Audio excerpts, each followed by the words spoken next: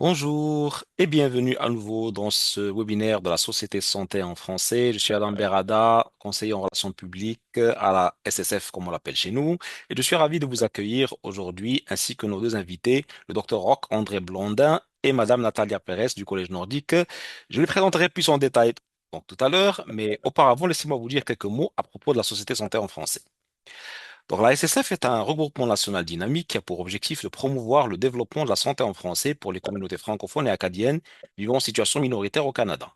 La société est le point de rencontre de 16 réseaux régionaux, provinciaux et territoriaux qui œuvrent à la concertation des partenaires intéressés à améliorer l'accès à des services de santé en français, et ce dans toutes les provinces et territoires où le français n'est pas la langue de la majorité de la population.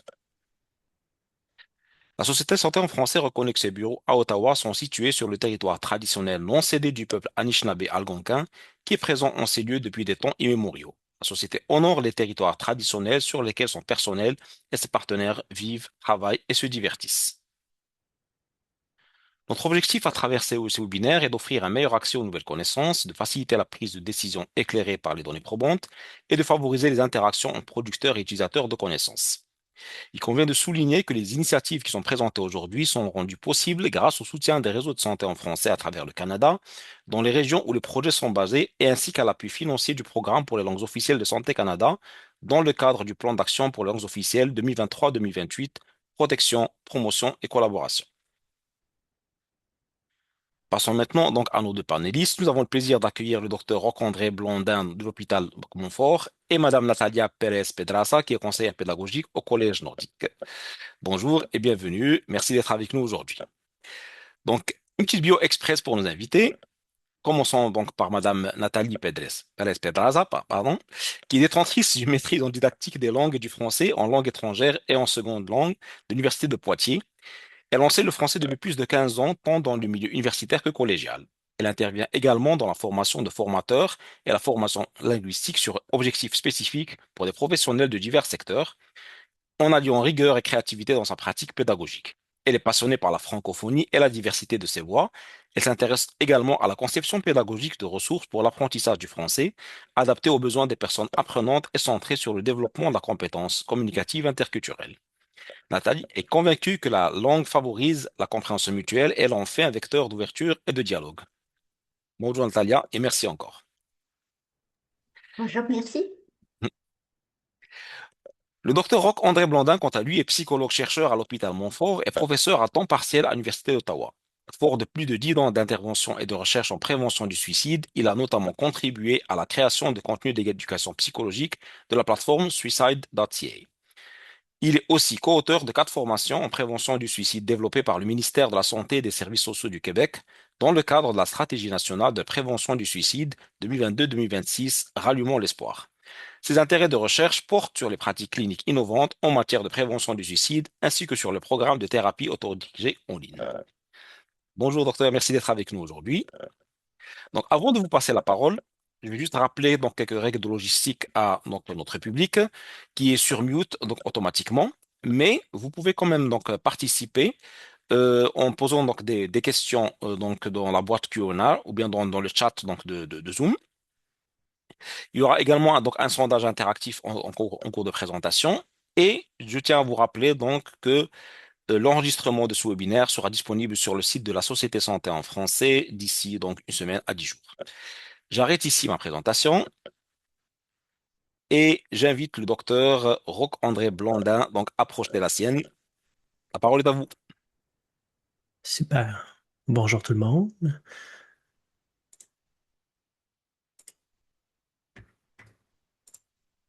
Je pense que tout est bon pour la présentation. Oui, super. Donc, c'est un réel plaisir là, d'être avec vous aujourd'hui pour vous parler du projet là, que nous avons soumis à SSF, Révolutionner la santé mentale communautaire grâce à une approche innovante de l'Institut Savoir-Montfort. Donc, quand on se représente le travail d'intervention en santé mentale, souvent la première image qui nous vient, c'est de l'intervention en face à face, ou plus récemment, on pourrait penser aussi à de l'intervention qui est offerte par visioconférence, hein, que ce soit par Teams, par Zoom et toutes les plateformes connexes. Donc, Une des difficultés de l'accès aux soins en santé mentale face à face ou encore par visioconférence pour parler avec un psychologue ou avec un psychothérapeute, c'est que ces accès-là sont très limités en termes de ressources et de possibilités. Puis souvent, ce qu'on remarque aussi, c'est que les délais pour avoir accès aux services peuvent être plutôt longs. Hein. Parfois, il va y avoir des services où est-ce que les délais vont se compter en semaines, puis il y a des services aussi où les délais peuvent se compter en plusieurs années. Ce qu'on remarque aussi parmi les difficultés d'accès en termes d'accès aux soins, c'est qu'on retrouve des barrières géographiques.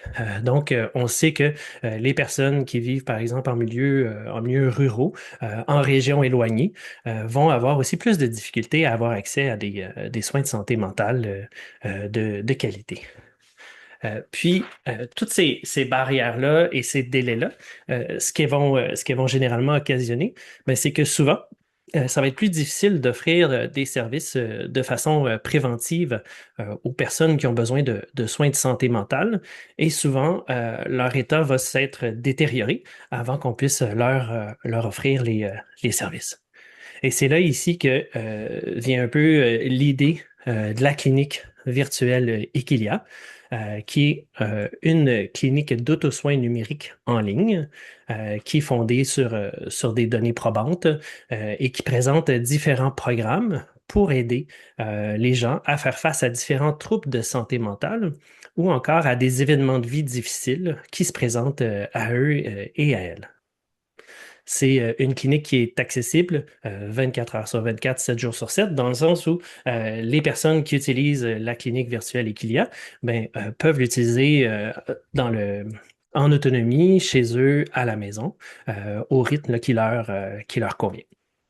Puis un autre des aspects de la clinique, c'est que c'est une adaptation francophone d'un programme qui a déjà été bien étudié, dont les programmes sont fondés sur des données probantes et qui nous vient de l'Australie, là, soit les This Way Up. Donc, comment est-ce que ça fonctionne un peu les programmes qui sont présents sur la clinique Equilia? C'est que les personnes qui vont suivre les programmes vont poursuivre un parcours d'apprentissage qui va leur permettre de développer certaines connaissances et certaines compétences pour les aider à faire face à leurs difficultés psychologiques et pour pouvoir améliorer leur bien-être. Donc, de façon générale, le programme va se situer en quatre étapes clés. Donc, une première étape où la personne va effectuer une passation de tests psychométriques. Donc, va remplir des questionnaires qui vont permettre une évaluation initiale du bien-être et de la santé mentale.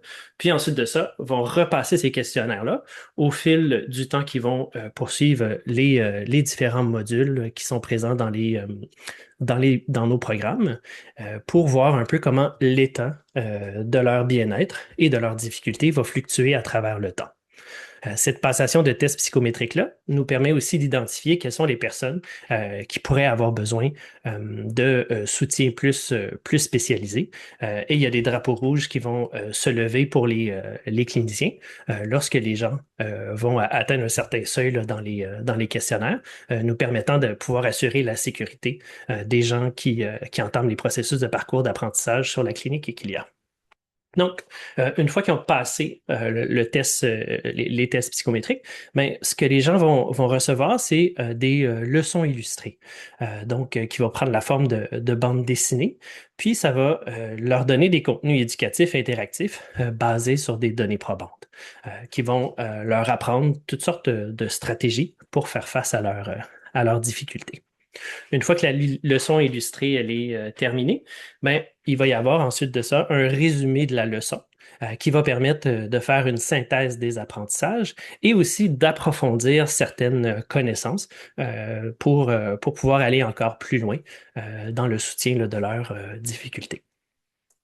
Et une fois que la synthèse des connaissances elle a été vue, ensuite de ça, les gens ont accès à toutes sortes d'activités qui vont leur permettre de pouvoir mettre en pratique ces nouvelles connaissances-là pour arriver à développer différentes compétences pour faire face à leurs difficultés là, qu'elles vivent actuellement. De quoi est-ce que ça a l'air? Ben, ça a l'air un peu de ceci, dans le sens où les leçons illustrées vont mettre en scène des intervenants et aussi des personnes qui vivent des difficultés. Puis, on va un peu présenter de façon visuelle les discussions que la personne a avec ses intervenants et aussi les états que la personne vit, ses états émotionnels, ses difficultés pour favoriser les processus là, d'identification. Euh, donc, une fois que la personne elle a complété la leçon illustrée, mais par la suite, il va y avoir un résumé de la leçon qui ressemble un peu à ceci.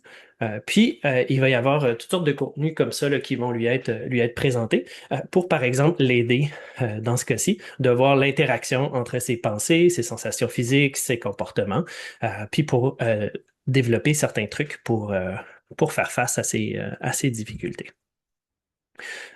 Les activités vont prendre la forme de contenus comme ceux-ci, où, par exemple, ici, on voit l'activité de la résolution de problème, où l'activité va être présentée, le concept va être présenté à la personne, et ensuite de ça, on va lui donner un peu la démarche à suivre pour effectuer là, l'action de la résolution de problème dans ce cas-ci.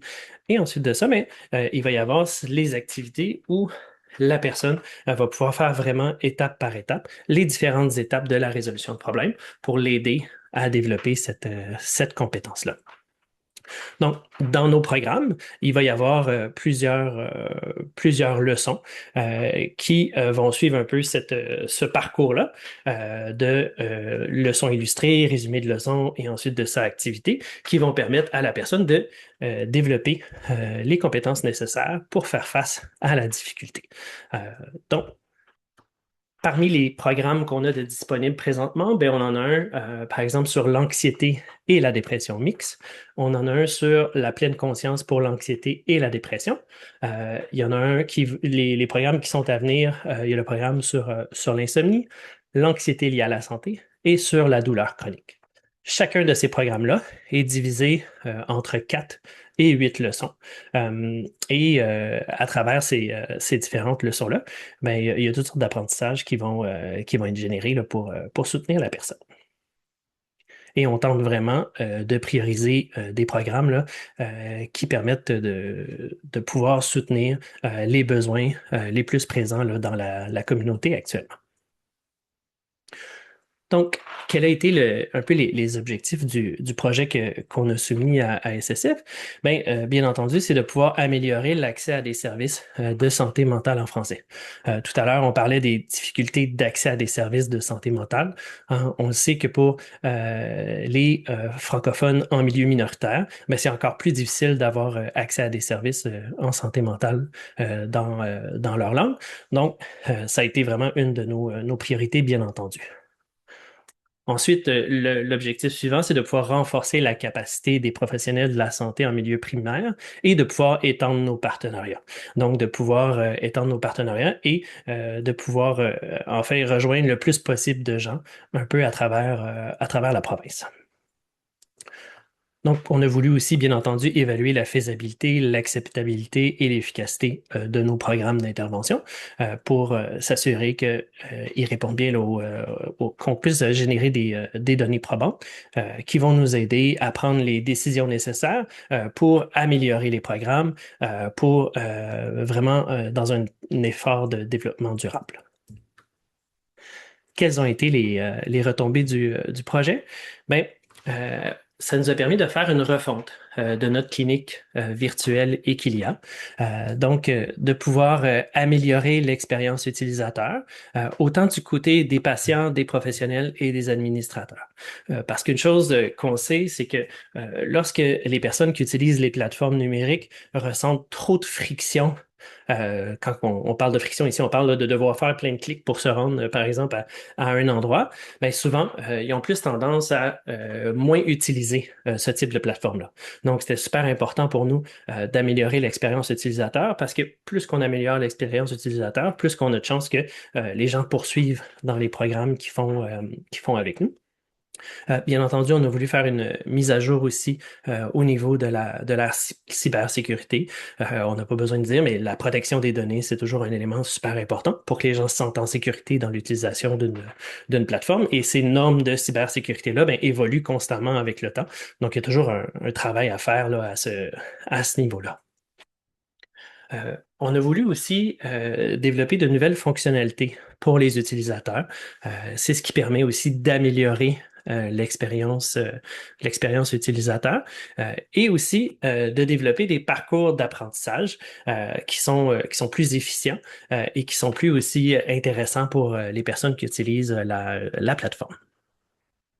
Puis, on a voulu prendre l'occasion pour automatiser certaines tâches administratives qui nous permettent de gagner là, en efficience aussi, juste de façon générale. Puis, le dernier objectif, c'est d'évaluer la possibilité et de pouvoir implanter des éléments de ludification de la plateforme. Parce que ce que la recherche nous dit, c'est que de façon générale, les éléments de ludification peuvent nous aider aussi à améliorer l'adhérence aux plateformes numériques. Donc, c'est important pour nous, cet aspect-là là, de l'adhérence. Je vais en parler un peu plus tard pour les programmes là, de soins numériques. Mais la ludification était aussi là, dans notre, euh, dans notre vision. Alors, pour vous donner une petite idée un peu des améliorations qui ont été faites, ben, quand on regarde l'utilisation l'expérience utilisateur, pardonnez-moi, on voit ici là, que on est venu vraiment améliorer et d'arrondir, si on veut, l'expérience utilisateur en créant là, un tableau de bord qui est beaucoup plus complet, plus facile à naviguer là, pour les personnes, puis qui permet vraiment de voir un peu toutes les informations d'un coup. Une autre des choses qu'on a voulu faire aussi, c'est d'améliorer un peu la fluidité de l'expérience, avec notamment là, des graphiques qui, en un coup d'œil, permettent de voir un peu la progression que les gens vont faire là, à travers leur utilisation de la plateforme, autant pour les personnes elles-mêmes que pour les cliniciens qui les suivent sur la plateforme. Puis, il y a aussi eu une amélioration au niveau de l'esthétisme des leçons illustrées et au niveau de l'équité, diversité et inclusion. Donc, il y a un comité qui a été créé là, pour faire ça. Puis, quand vous regardez à gauche, ben, c'était un peu initialement les planches là, des leçons illustrées. Puis, vous voyez à droite les améliorations là, qui ont été faites. On a aussi pu mettre en place le programme sur l'anxiété et la pleine conscience, où on a eu 34 patients qui ont été intéressés, puis on a eu 24 autoréférences là, pour le programme. Ce qu'on a de la part des patients, c'est qu'il y a une forte acceptabilité. Le programme est bien reçu. Là. Il y a des gens qui sont très, très enthousiastes à l'utilisation de la plateforme. Il y a des gens qui nous disent aussi qu'ils n'auraient pas voulu voir une personne, un intervenant ou une intervenante en santé mentale, que ce soit parce que ce format-là ne leur convient pas ou qu'ils n'ont pas ce temps-là, mais que la clinique les programmes sur la clinique Equilia, c'est des programmes qui sont plus adaptés à leur façon présentement de pouvoir prendre soin d'eux et elles à ce moment-ci. Donc, on voit que la satisfaction des patients de façon générale, elle est élevée. Puis, on y voit, bien entendu, on en parlait tout à l'heure, mais un potentiel de prévention, hein, dans le sens où si on est capable de donner des soins en santé mentale plus tôt, est-ce qu'on peut ne pas, est-ce qu'on peut arriver à ce que la situation de la personne se dégrade le moins possible et qu'elle s'améliore le plus vite possible dans sa situation. Puis on voit que de façon générale, lorsqu'on intervient tôt, ben, on arrive à mieux aider les gens plus rapidement, puis on évite cette dégradation. Donc, ce qu'on voit, c'est que les approches illustrées, autodirigées, tendent à favoriser l'engagement. Euh, ce qui nous est rapporté, c'est que, par exemple, les exercices de pleine conscience sont faciles à intégrer dans le quotidien de certaines personnes qui ont participé. Et ça, c'est super important, hein, cette notion-là d'accessibilité et de facilité d'utilisation pour favoriser là, l'utilisation de la plateforme. Les processus d'identification fonctionnent aussi pour certaines personnes qui nous rapportent, qui arrivent à se reconnaître dans les histoires et dans les personnages, ce qui est aussi une donnée importante là, pour que les programmes fonctionnent. Puis, on voit que la question de l'autonomie, c'est aussi quelque chose qui ressort, là, où les gens voient que ben, ils peuvent avancer à leur propre rythme, ce qui leur convient aussi, là, versus parfois des rencontres qui sont plus difficiles à insérer dans l'horaire là, pour certaines personnes. Donc, quelles sont un peu les difficultés qu'on a rencontrées en cours de projet? Ben, on a notamment vécu, là, comme pour beaucoup de projets, des difficultés de recrutement. Jusqu'à maintenant, le recrutement se faisait que par un professionnel de la santé qui faisait une référence pour un patient ou une patiente. On est en train d'ouvrir tranquillement à pouvoir faire en sorte que les patients puissent s'auto-référer eux-mêmes.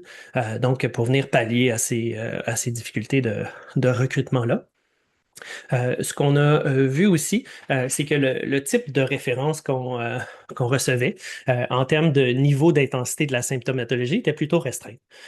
Donc, qu'on pouvait recevoir surtout des références de patients qui parfois vont avoir des intensités de symptômes modérés à plus sévères, puis qu'on avait peut-être un peu moins de références de patients qui ont une intensité de symptomatologie qui sont dans la plus basse section du modéré et légère. Alors qu'Equilia ben, peut être utile pour les personnes notamment qui ont une symptomatologie légère et modérée. Donc, on voit bien que de façon générale, ça peut aider à améliorer la situation des gens. Donc, on a révisé un peu nos processus de communication pour soutenir nos référents dans la façon d'identifier les personnes là, pour qui Equilia pourrait être un bon programme.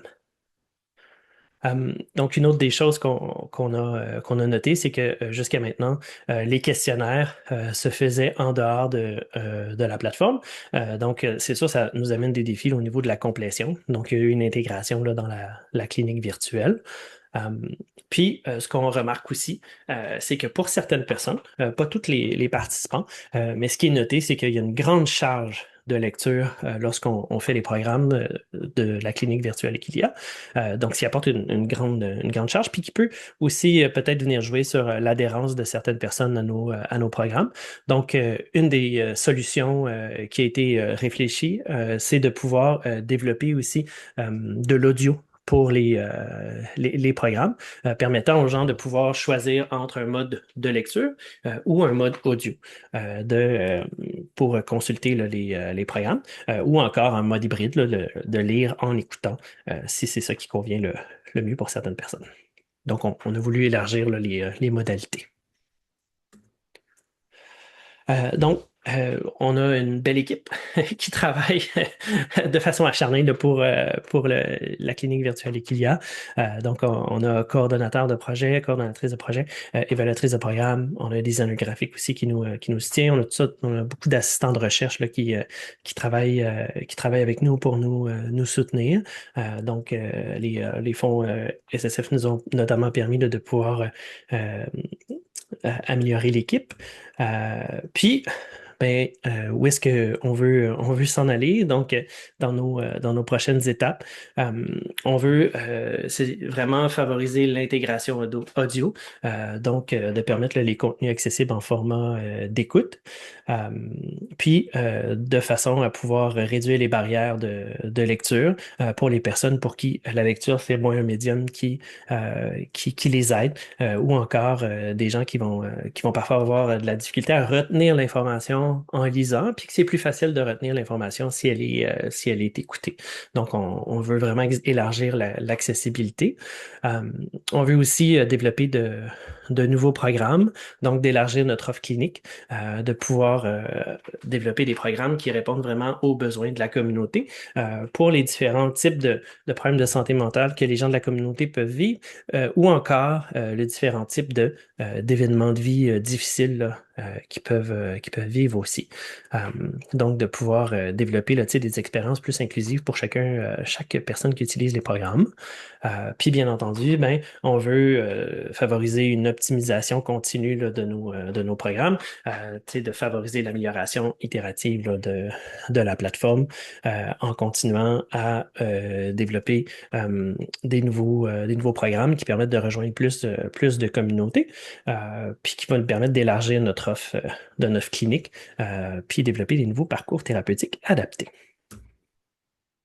Donc, pour vous donner une idée de notre réseau qui est en croissance, on se retrouve là dans la région là, de l'Est de l'Ontario. Puis, on a tranquillement des cliniques là, de la région du Nord-Est qui se sont ajoutées avec le temps.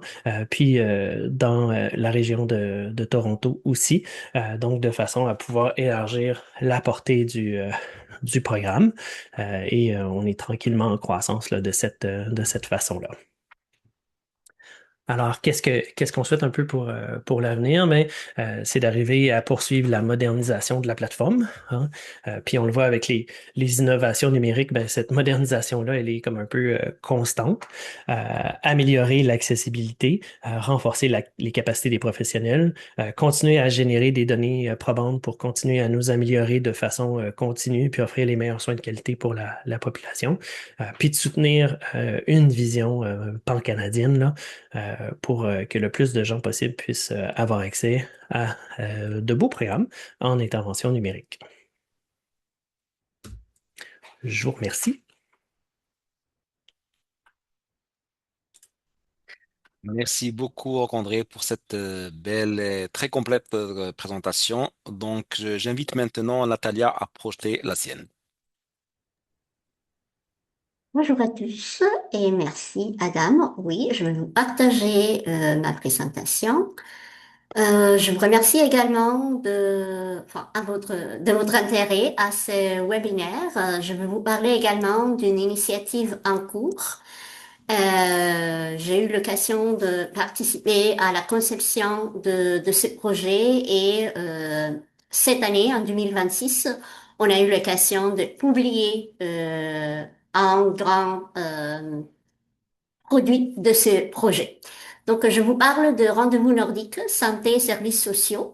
Et plus particulièrement, je vais vous parler d'une ressource qu'on a conçue pour mieux servir en français dans les territoires du Nord-Ouest. Donc, pour vous donner un peu un aperçu général de ce projet, on parle d'un projet de 3 volets pour soutenir l'offre de soins en français au territoire du Nord-Ouest. Donc, on s'est intéressé à un premier volet euh, qui a l'objectif de mettre en place l'initiative de Café de Paris, que peut-être parmi vous, vous la connaissez. C'est une initiative vraiment très communicative et on a essayé de le mettre en place selon les réalités et selon les disponibilités des professionnels de la santé au territoire du Nord-Ouest. Notre projet a également conçu un programme de jumelage interculturel qui s'intéresse à développer la compétence communicative grâce aux échanges entre professionnels de la santé et les personnes de la communauté, bien évidemment, des personnes francophones dans la communauté franco-ténoise. Et finalement, on a conçu un troisième volet qui s'intéresse à la création de ressources d'apprentissage du français, étant donné que pour les réalités des territoires du Nord-Ouest, l'apprentissage du français reste une priorité et depuis quelque temps, on a constaté un manque de ressources et le besoin de créer des ressources chaque fois plus contextualisées et chaque fois plus adaptées aux réalités des professionnels de la santé.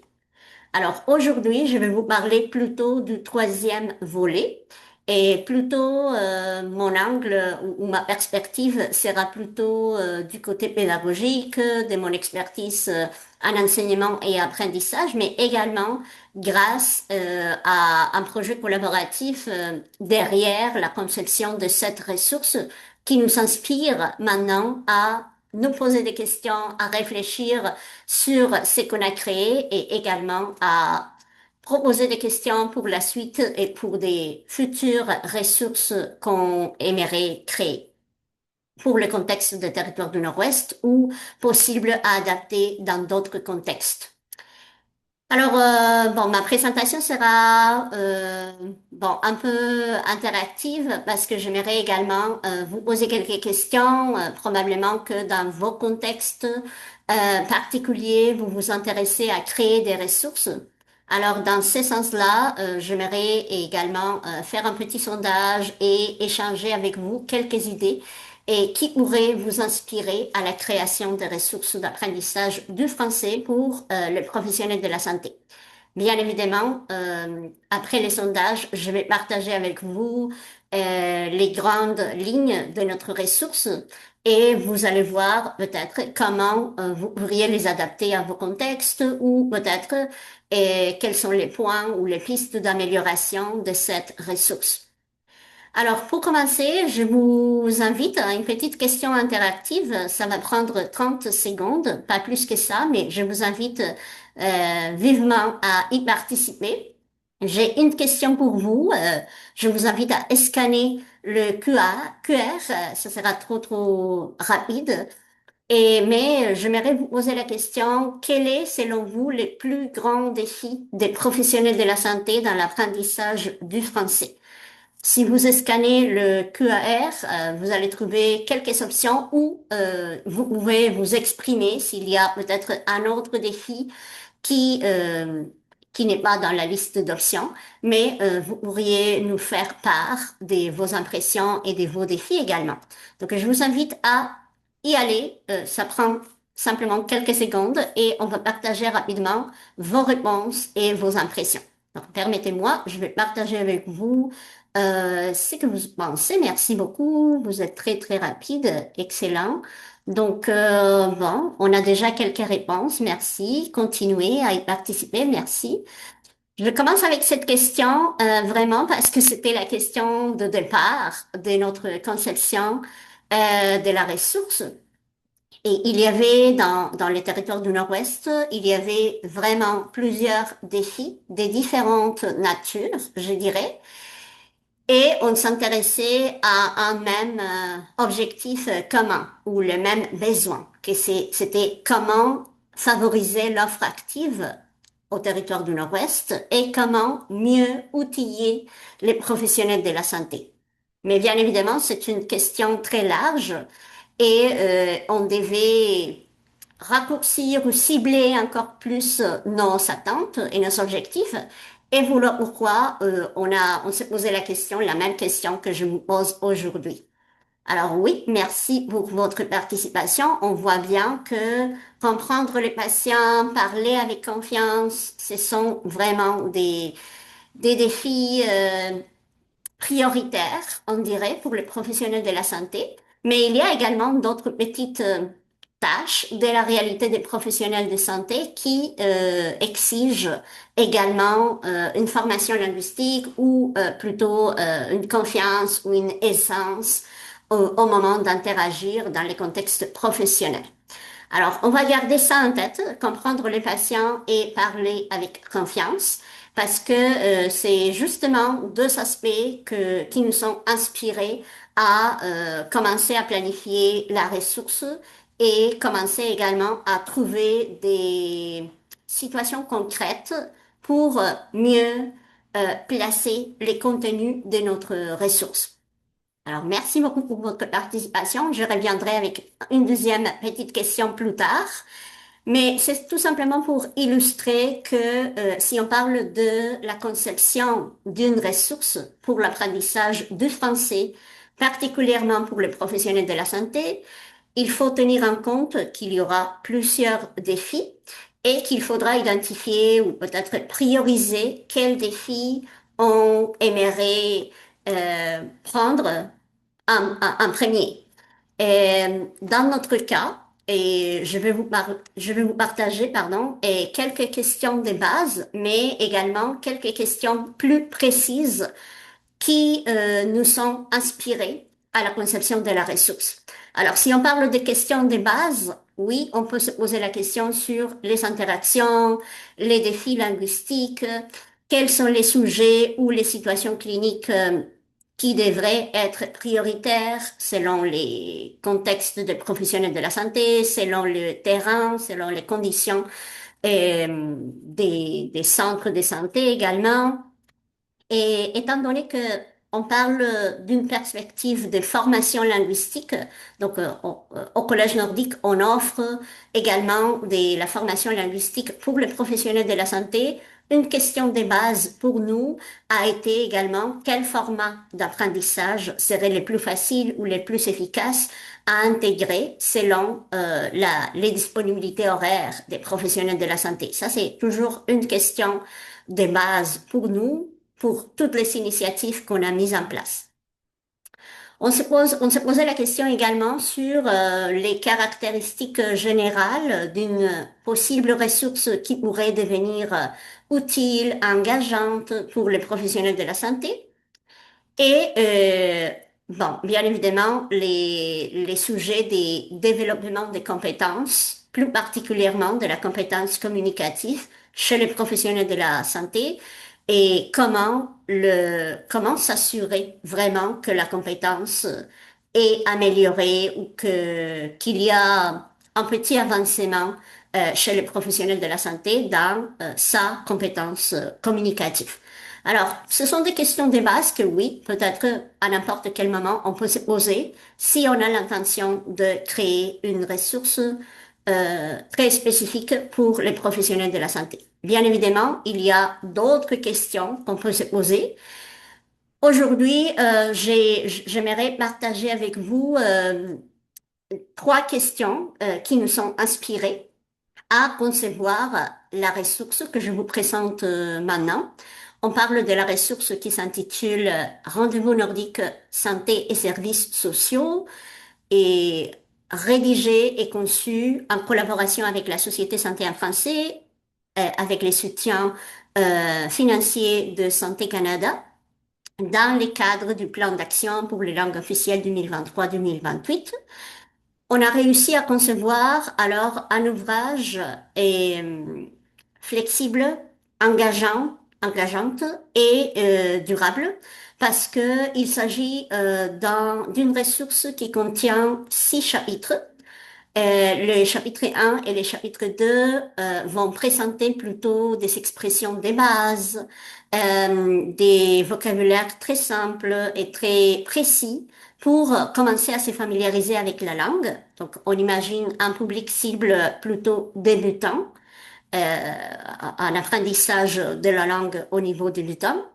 Les chapitres 3 et 4 ont été conçus plutôt pour développer et exploiter un peu plus les vocabulaires spécialisés, donc des situations communicatives un peu plus concrètes, d'interaction, pas trop simples, mais d'interaction qui exigent l'utilisation d'un vocabulaire spécifique et pertinent pour la situation. Alors, on parle des chapitres 3 et 4 plutôt pour les niveaux intermédiaires des niveaux de langue et les chapitres 5 et 6 qui sont consacrés à des situations beaucoup plus élaborées et à l'aide des textes également plus élaborés qui permettent de développer d'autres compétences communicatives plutôt au niveau avancé. Alors, comme vous voyez, il ne s'agit pas d'une ressource parfaite ou d'une ressource unique pour un niveau spécifique, mais d'une ressource flexible dans le sens que plusieurs personnes apprenantes de n'importe quel niveau pourraient interagir avec elle et également la personne accompagnatrice ou tuteur, tutrice, enseignant, enseignante pourrait adapter les activités à différents niveaux. Alors, c'est l'ouvrage qu'on a conçu dans les dernières années et que cette année, on a eu l'occasion de publier déjà de manière définitive. On a publié la copie physique, mais il y a également une copie numérique et disponible. Et l'objectif maintenant, c'est vraiment de analyser comment la ressource pourrait favoriser différentes situations d'apprentissage que le professionnel de la santé au territoire du Nord-Ouest sont capables de vivre, d'expériencer dans son ou dans leur expérience de travail au territoire du Nord-Ouest. Alors, je fais le recul un petit peu sur la conception de cette ressource pour vous présenter les trois questions que j'avais annoncées et qui ont inspiré la conception de cette ressource. Donc, je vous invite à découvrir avec moi les trois questions clés. Et la première question qu'on s'est posée, et que peut-être c'est une question fondamentale pour n'importe quelle conception de n'importe quelle ressource, c'est la collaboration et l'expertise des différents acteurs impliqués. Comment on peut favoriser cette collaboration des différents acteurs impliqués dans la conception et dans l'utilisation de la ressource finalement. J'aimerais vous parler rapidement du Collège nordique et il est le seul établissement postsecondaire francophone au territoire du Nord-Ouest, mais on reste une institution d'éducation postsecondaire créditée. Donc, il a fallu vraiment construire ces projets de conception pédagogique à l'aide et avec l'aide d'autres partenaires qui nous sont entourés et qui nous sont soutenus. Et c'est comme ça qu'on a réussi à concevoir une ressource collaborative avec d'autres partenaires comme l'administration des services de santé et des services sociaux des territoires du Nord-Ouest, le réseau TNO Santé, la Fédération franco-ténoise, et on a conçu également un comité consultatif avec ou avec la participation des professionnels de la santé en retraite et des professionnels de la santé en exercice. Voilà ces échanges qui ont permis de mieux comprendre les besoins des formations linguistiques des professionnels de la santé. Alors, je pense qu'une première question, et moi je l'ai placée en premier lieu parce que pour nous a été vraiment fondamental d'agir ensemble, d'être conscient que la, la conception de la ressource devait avoir la voix et les consensus de plusieurs personnes et de plusieurs parties prenantes. Alors, quelques constats de cette question, si on peut un peu, comme je disais, comme revenir sur la conception. On a constaté que la collaboration entre les acteurs du terrain et les experts en formation de la part du collège a permis de concevoir des contenus directement alignés sur les situations cliniques réelles, un aspect primordial pour la conception des activités. On a voulu aligner et trouver des situations les plus réelles possibles, mais également, comme je vous ai dit, la participation des personnes professionnelles de la santé, expertes en retraite ou en exercice. Ce croisement de perspectives a aidé également à mettre en évidence des besoins communs mais aussi des enjeux variés selon l'expérience et le niveau de maîtrise du français en contexte clinique. Donc, ce n'est pas seulement la perspective pédagogique de la personne enseignante, mais également demander l'avis quels sont les besoins et demander l'avis des personnes qui ont déjà vécu l'expérience de travailler dans ces milieux, quels sont les besoins, quels sont les enjeux à ces moments-là, quels étaient les enjeux, mais à l'heure actuelle également, avec les nouveaux employés, avec les nouvelles personnes qui arrivent au territoire, quels sont les besoins qu'ils ou elles peuvent constater au quotidien. Alors, j'insiste sur l'aspect de la collaboration et de l'expertise et chez nous qui a favorisé les échanges et finalement la conception du matériel. Si on peut souligner quelques exemples de comment on a concrétisé ce qu'on a discuté avec les comités consultatifs et les partenaires que je viens de montrer, comment on l'a concrétisé directement dans la ressource. Bon, je vous présente ici tout simplement quelques captures écran. Je m'excuse si peut-être ce n'est pas trop lisible. Sinon, on pourrait feuilleter la version numérique. Mais on a essayé également de commencer dans les premières pages, dans le chapitre 1, effectivement, à relever qui sont les professionnels de la santé qui travaillent au territoire du Nord-Ouest, avec la diversité, avec les différentes euh, caractéristiques de ces professionnels de la santé, des activités très simples, mais parce qu'on parle du chapitre 1, comme je le disais, c'est un niveau débutant, mais des petites cartes comme ça pour mieux reconnaître qui sont ou quels sont les profils de professionnels de la santé qui travaillent au quotidien dans les territoires du Nord-Ouest.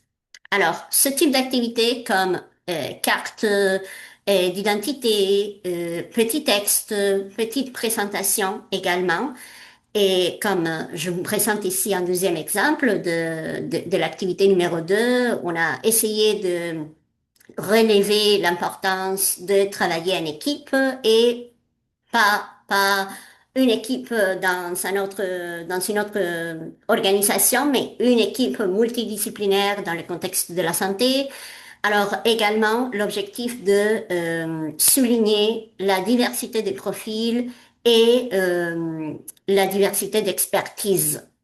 Je vous présente ces deux exemples justement parce que ce sont deux exemples issus des échanges avec les comités consultatifs et également inspirés des exemples réels, des témoignages réels qu'on a réussi à recueillir grâce aux personnes professionnelles de la santé en retraite et des personnes en exercice. Une deuxième question qu'on s'est posée, une question clé, c'était comment les situations et contenus proposés reflètent-ils les réalités vécues sur le terrain? Donc, on vient de parler d'un sujet de collaboration, d'expertise qui a été clé, fondamentale, mais également quand on parle de la conception proprement dite d'une ressource, on s'intéresse à quelles sont les situations, quels sont les contenus à proposer.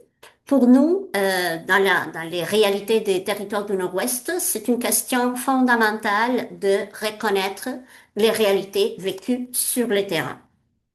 Tout simplement qu'il faut avouer que le contexte nordique est un contexte particulier et on parle d'un territoire immense pour 45 000 habitants, dont la moitié de la population vit à Yellowknife et le reste est réparti dans 32 communautés. Donc, c'est un contexte assez particulier, assez diversifié. Si on parle de la francophonie et de la réalité francophone, bon, on va voir que s'il s'agit plus particulièrement du personnel de la santé, c'est un contexte réduit, c'est un bassin cible réduit avec un taux de déroulement élevé. Et bien évidemment, l'offre de soins en français reste très limitée et voilà pourquoi la formation linguistique en français reste une priorité. Natalia, s'il vous plaît, est-ce qu'on peut accélérer un petit peu parce qu'il reste Oui, plus bien beaucoup de sûr, temps? On aimerait bien avoir des questions pour le public à la fin. bien sûr, Merci beaucoup. bien sûr, ouais. Alors, je vous présente ici tout simplement des exemples du cahier et qui montrent un petit peu cet intérêt à montrer des réalités nordiques. Donc, au territoire du Nord-Ouest, par exemple, on parle de plusieurs déplacements des membres des communautés qui souhaitent euh, aller chez les médecins et alors tous les processus de déplacement exigent un échange avec le médecin ou avec la personne responsable de son déplacement. Donc, on travaille également la partie écrite. On a essayé de relever également des initiatives locales qui s'intègrent parfaitement à la réalité des professionnels de la santé et aux initiatives des centres de santé également. Un exemple, c'est les camps de mieux-être. Mais également, on a touché un peu d'histoire grâce à l'accompagnement d'un consultante culturel qui nous a accompagnés à la conception pédagogique et on a touché des sujets assez sensibles mais également importants pour les professionnels de la santé comme des faits saillants sur la santé et les services sociaux, plus particulièrement au territoire du Nord-Ouest. Alors, il y a une deuxième question interactive, mais je laisse tomber cette question pour tout simplement aboutir à la troisième question qui est en lien avec cette question, pas de souci. Et finalement, dans cette ressource, on se pose la question sur la collaboration, les contenus, mais également sur la compétence communicative et les activités qui pourraient aider à améliorer ou faire avancer la compétence communicative plutôt orale en contexte de santé. Donc, tout simplement pour vous inspirer un peu plus sur la conception des ressources et pour les professionnels de la santé, on dirait que c'est une bonne idée de proposer des scénarios progressifs. Voilà pourquoi on a 6 chapitres avec une progression particulière des situations proches de la réalité clinique, bien évidemment, et dans cette ressource en particulier, et l'écrit a joué un rôle fondamental comme soutien à l'apprentissage de l'oral. Il y a des pistes d'amélioration, bien évidemment, pour intégrer des documents audio, vidéo, etc. Mais on a constaté que l'écrit a joué vraiment un rôle important et ça nous a permis également de travailler le vocabulaire et la production écrite. Alors, voici quelques exemples. Quand on parle de la notice d'un médicament, donc il faut, dans la vie réelle, il faut lire ou il faut s'approprier du vocabulaire précis, du vocabulaire spécifique. Et on a eu également une autre activité à la fin du cahier qui propose un récit de quelqu'un qui raconte son expérience juste avant la retraite.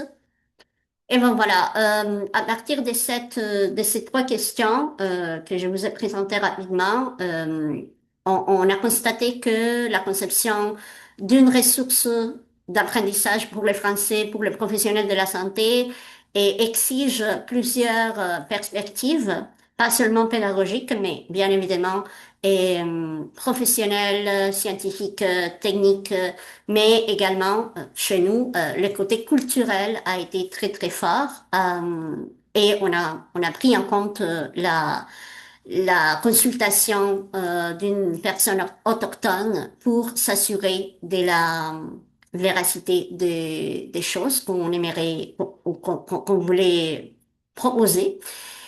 Mais également, il s'agit d'une ressource qui n'est pas parfaite et d'une ressource qui devrait être adaptées à d'autres réalités pour constater si ce sont vraiment des situations communicatives d'apprentissage utiles ou durables ou pertinentes. Donc, à l'heure actuelle, pour finir, à l'heure actuelle, on essaye de trouver ou d'analyser plus en détail quels sont les possibles pistes d'exploitation du cahier pour le Café de Paris, pour le programme de jumelage et également pour les cours de formation linguistique que le Collège nordique offre.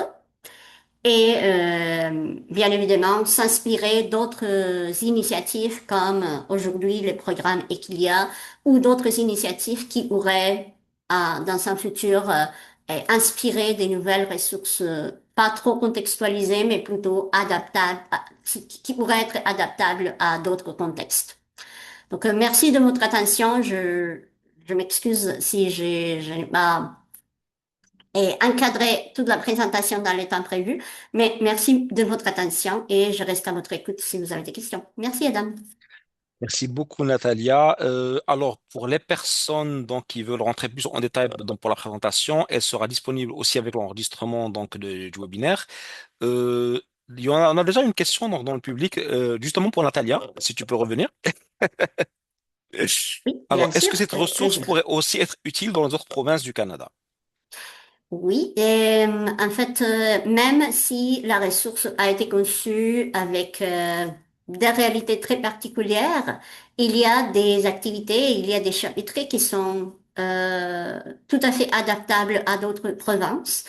Et ça serait aussi intéressant de voir comment on pourrait les adapter et avec d'autres réalités plus précises d'autres provinces. Mais oui, il y a la plupart des activités du cahier sont possibles d'adapter à un autre contexte. Merci beaucoup, Natalia. Recondré, si vous pouvez revenir aussi. Donc, j'ai il y a aussi des questions un peu pour vous. Donc, je vais vous poser une question un peu transversale, un peu pour les deux projets, on va dire. Si je puis le formuler ainsi, vos projets utilisent des approches très différentes, mais on peut dire que c'est un peu complémentaire. Selon vous, quels facteurs sont essentiels pour développer des solutions durables en santé pour les communautés francophones?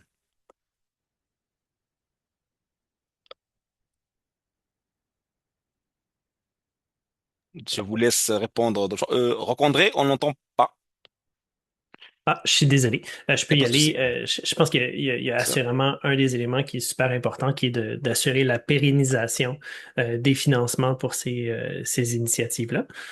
Donc, comme facteur là, qui peut vraiment aider à pouvoir s'assurer que les programmes vont perdurer dans le temps, là.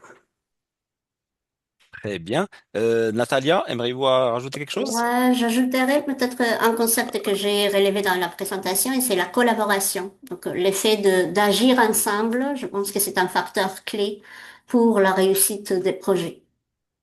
D'accord, merci beaucoup. Je vous pose des questions un peu transversales, comme on n'a pas beaucoup de temps pour aborder les deux projets, donc chacun veut dire de son côté. Comment mesurez-vous donc le succès de vos initiatives? Est-ce la participation, la satisfaction, les changements de pratique, impact sur la santé ou autre?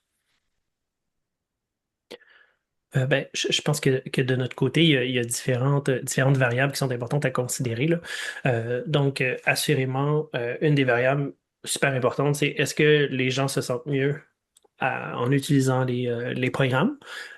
Ensuite de ça, c'est est-ce qu'il y a une adhésion à nos programmes? Donc, est-ce que les personnes qui commencent les programmes les terminent? Ou si ils les terminent pas, ben, est-ce que leur état s'est quand même amélioré? Puis c'est peut-être pour ça qu'ils ont décidé d'y mettre fin.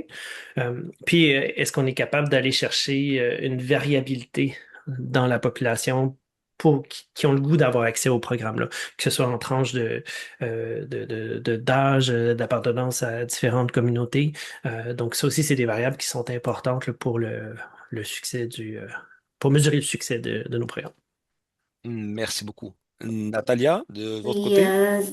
du côté de la conception de ces cahiers dont je vous ai parlé, bon, étant donné que la conception vient de finir et la publication vient de sortir, c'est vrai qu'il y a un point d'évaluation du projet à ces moments-là, mais on aimerait également tester le cahier avec les personnes apprenantes de nos cours de français au Collège nordique et également avoir l'avis des personnes enseignantes, comment le cahier pourrait être adapté ou comment les activités pourraient être prolongées.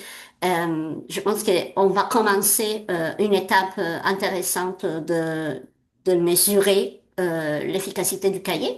Mais si je parle de la conception, je pense que l'aspect de la collaboration et l'aspect de différentes consultations a été également un aspect favorable pour mesurer la conception, mesurer l'impact. Merci infiniment. Alors peut-être une dernière question parce que maintenant le temps nous est compté. Donc on a parlé aussi donc de la possibilité de reproduire dans le cas du Collège nordique l'initiative ailleurs au Canada. Et là je m'adresse à vous deux. Quelles conditions devraient être réunies pour assurer le succès de ces initiatives-là en dehors donc des provinces initiales où elles sont implantées?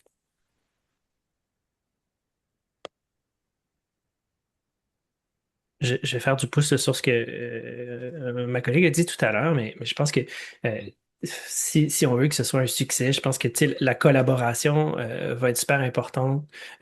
De façon interprofessionnelle, là, mais avec les communautés aussi.